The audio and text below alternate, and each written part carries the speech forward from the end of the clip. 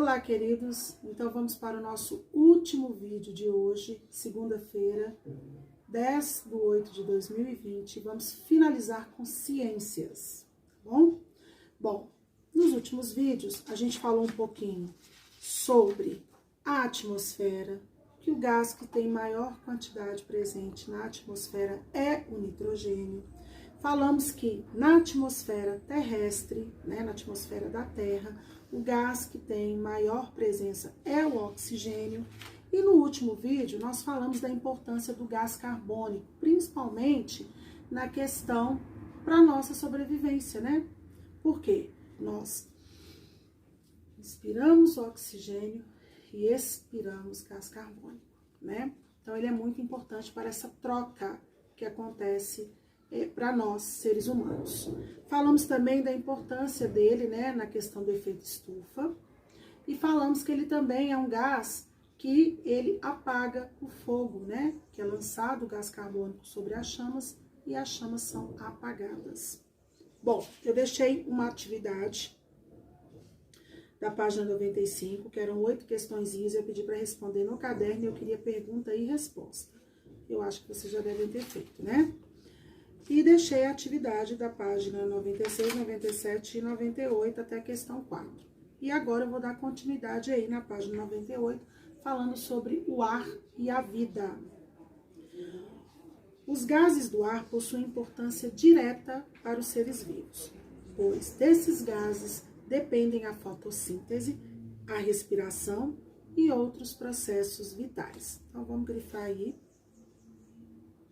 de os gases do ar até processos vitais. Então, nós vamos ver a importância que esses gases têm diretamente para os seres vivos que dependem desses gases, principalmente na questão da fotossíntese, da respiração e dos processos vitais. Então, vamos lá.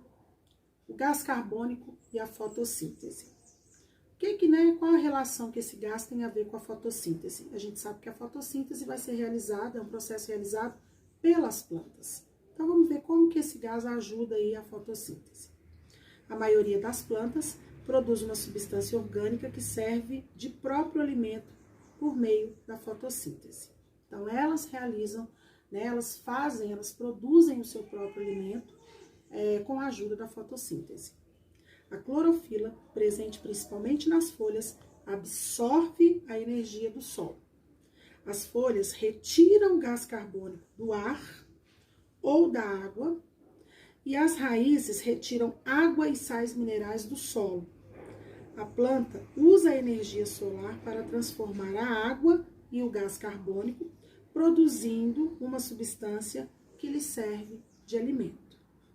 Então, nós temos uma imagem aqui ilustrativa que vai mostrar mais ou menos isso aí que eu li para vocês agora.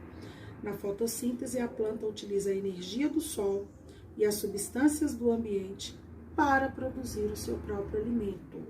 Ou seja, a planta, ela produz o seu próprio alimento. Com a ajuda de quem? Da fotossíntese. Como que isso acontece? Então, aqui nós temos um desenho mostrando isso. A energia solar, ela é absorvida pelas folhas da planta. A folha da planta, o que ela faz? Elas retiram o gás carbônico do ar ou da água. E as raízes retiram água e sais minerais do solo. Então, aqui nós temos as raízes, que elas vão retirar água e sais minerais do solo. E as folhas, elas vão retirar do ar ou da água o gás carbônico. Aí, o que acontece? A planta ela vai utilizar essa energia solar para transformar a água e o gás carbônico obtido, produzindo uma substância que vai lhe servir de alimento. Então, tá mais ou menos aqui o esquema para vocês entenderem, tá? O que vocês vão fazer? Vocês vão grifar para mim de a clorofila até alimento, que é o segundo parágrafo. Então, tá falando aqui mais ou menos esse esqueminha que eu acabei de ler para vocês. E a ilustração, ela mostra esse esqueminha aí. Então, a gente viu o gás carbônico e a fotossíntese. Então, que ela vai ajudar a planta a produzir o seu próprio alimento. Então, a fotossíntese pode ser representada no seguinte esquema. Gás carbônico mais água, o que vai formar?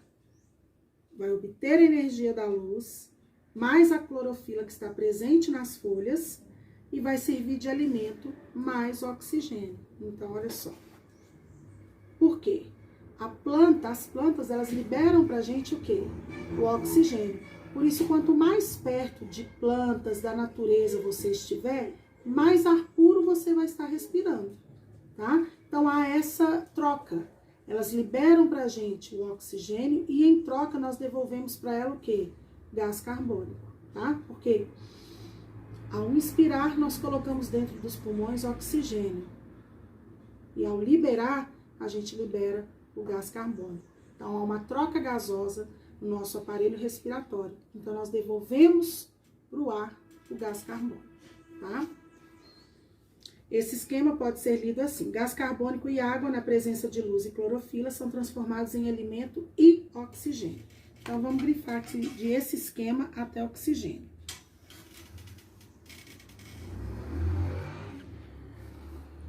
O mosquitinho quer participar da aula, vocês estão percebendo, né? O oxigênio e a respiração. Então, a gente viu como que o gás carbônico, ele ajuda na fotossíntese as plantas a produzirem o seu próprio alimento. E agora a gente vai ver o oxigênio na respiração. Como que ele ajuda na respiração? A respiração é um processo realizado pelos seres vivos, em que eles captam o oxigênio do ambiente e eliminam o gás carbônico. Foi o que eu acabei de falar para vocês. O oxigênio captado permite que o ser vivo obtenha energia armazenada no alimento. A respiração pode ser representada no seguinte esquema. Então, nós vamos grifar aí de a respiração até alimento, que é o primeiro parágrafo todo, que está falando dessa troca que a gente tem com o ambiente, tá? E que o oxigênio captado, ele vai permitir que o ser vivo obtenha energia do alimento. Então, esse esquema pode ser lido assim. Alimento reage com oxigênio, liberando energia, gás carbônico mais água. Então, pode já de esse esquema até água, que é como a gente vai ler o esquema assim. Os seres vivos desenvolveram diferentes maneiras de obter o oxigênio do ambiente. Animais aquáticos podem respirar o oxigênio presente no ar ou dissolvido na água. Peixes e invertebrados aquáticos, por exemplo, lagostas e camarões, retiram o oxigênio da água por meio das brânquias. Golfinhos e tartarugas marinhas sobem à superfície para respirar o ar atmosférico.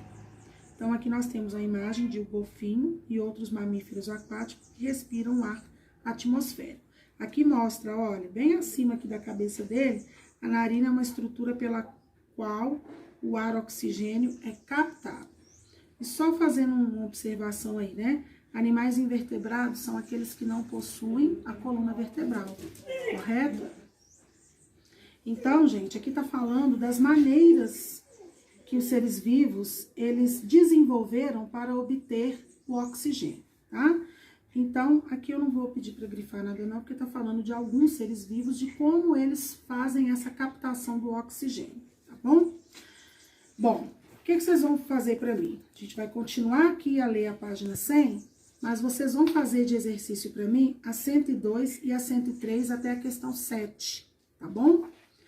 E continuando aqui então na 100, entre os animais terrestres também existem diferentes maneiras de obter oxigênio, que a gente falou dos aquáticos. Então agora a gente vai falar dos terrestres. Os vertebrados terrestres, vertebrados são animais que possuem coluna vertebral.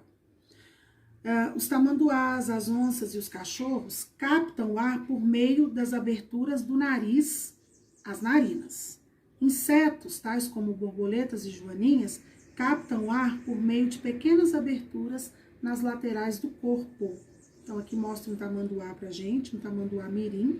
É um exemplo do animal que capta o ar por meio das narinas, né? Dos buraquinhos que tem no nariz, que são chamados de narinas. As plantas também respiram. Retiram o oxigênio do ambiente e eliminam o gás carbônico. Foi o que eu falei com vocês minutinhos atrás aí.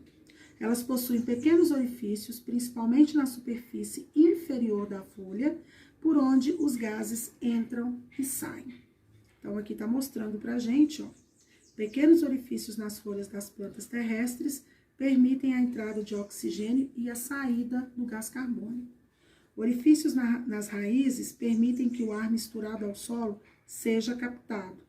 As plantas captam oxigênio por meio de orifícios presentes principalmente nas folhas e nas raízes. Por isso que está destacando aqui pra gente as raízes e as folhas. Então, mostrou pra gente que os seres vivos, eles têm algumas maneiras diferentes de captar o oxigênio. Nós vimos os animais aquáticos, vimos os terrestres e vimos as plantas, como que eles fazem para captar o oxigênio. Tá bom, meus queridos? Então, aqui também eu não vou pedir para grifar nada, porque a gente não grifou de animais aquáticos, então não vou grifar de terrestres e nem das plantas, tá? Façam os exercícios que eu já pedi da página 102 e 103 até a questão 7. Um beijo e até a próxima.